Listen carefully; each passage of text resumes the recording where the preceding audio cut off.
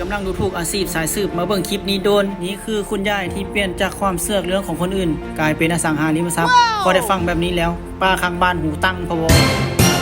ยายคนนี้มีนามชื่อว่ายายมิเลียมวัย67 ปีจากโคลัมเบียประธานบริษัทสายเสือกจำกัดมหาชนสาขาอาร์เมเนียผู้บ่เคยปล่อยให้เรื่องชาวบ้านผ่านไปโดยบ่เสียค่าธรรมเนียมฟังแบบนี้แล้วป้าข้างบ้านหูตั้งแน่นอนเครื่องมือในการประกอบอาชีพของเราก็บ่ได้มีอย่างไรดอกแค่ปึ้ม1โหกับสายตาระดับ HD 4K พอที่ตื่นเช้ามาเท่านั้นแหละเราก็เปิดประตูป้องเย่มออกมาสายตาเราก็สอดส่องหูเราก็ตั้งพอมือเราก็จดตรงในเจว่าโผผู้ใดมาส่งไผ่บ่ว่าโผไผ่เม่ไผ่สิไปลิ้นชูผ่านสาวว่าแฟนผู้ใดสิไปลักมีชูมีกิ๊กบ่ว่าผู้เฒ่าผู้แก่สิไปลักลิ้นพกลิ้นไผ่เราจดลงในสมุดบันทึกเรียบร้อยแต่ละมือแต่ละเว้นแล้วบ่ได้อยู่บ่ได้เศร้าหลังจากที่เราได้ข้อมูลของชาวบ้านเราก็มาเขียนลงในสมุดบันทึกในกระดานเป็นที่เรียบร้อยลงบันทึกประจำวันเพื่อบ่ให้ลืมหลังจากนั้นคนมาซื้อข้าวก็เป็นข้าวเล็กๆน้อยๆเราก็บ่ขายแพง50แสนนึงถ้าเป็นข้าวสู้ๆสาวๆโผๆเม่ๆแบบนี้เราก็ขาย2แสน3แสนที่ทิกไปกว่านั้นก็คือเล่าปิดปะคนที่บ่อยากให้เราเว้า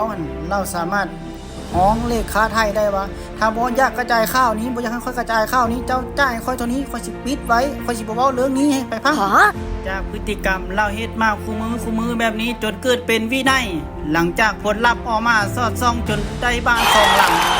ในขณะที่เฮานั่งเสือกฟรีๆโอ้ยปลาข้างบ้านกูตั้งพะโวรถ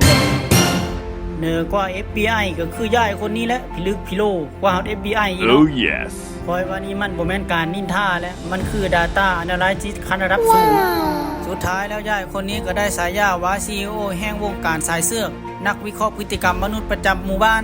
ตัดภาพมาที่ป้าข้างบ้านค่อยคันเราเฮ็ดแบบนี้เราเป็นมหาเศรษฐีนั่งและโมกินี่บ่นั่งแค่มาป้าแดงเฮ็ดเพอเวอร์อยู่คือมื้อนี้ดอก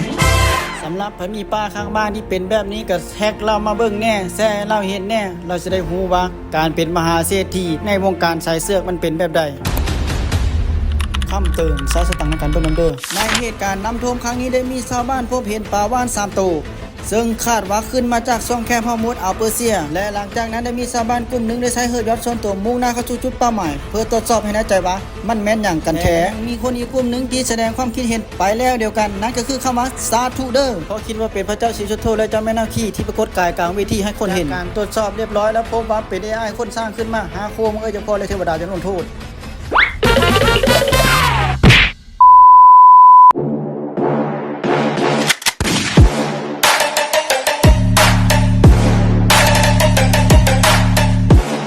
แล้วตัดภาพมาที่ให้นุ่มตั้งวายล่ำถ้วยเมืองชนบุรีซึ่งเหตุการณ์นี้ก็เกิดขึ้นอยู่เมืองชนบุรีไอ้บ้าได้นัดกับผู้สาวไว้ว่ามื้ออื่นเช้าสิไปหาฟ้าตกมือเช้ามาฝนตกมาน้ำแกงอ้อเฮ็ดจังใดก็ต้องไปให้ได้โยก็ได้ตัดสินใจแบนมอเตอร์ไซค์คันนี้ข้ามน้ำข้ามเซเพื่อไปหาผู้สาวเบิ่งบ่ฮอดตอนนี้ก็ฝากกดไลค์กดแชร์ข้อสิแตะแล้วนี่นะ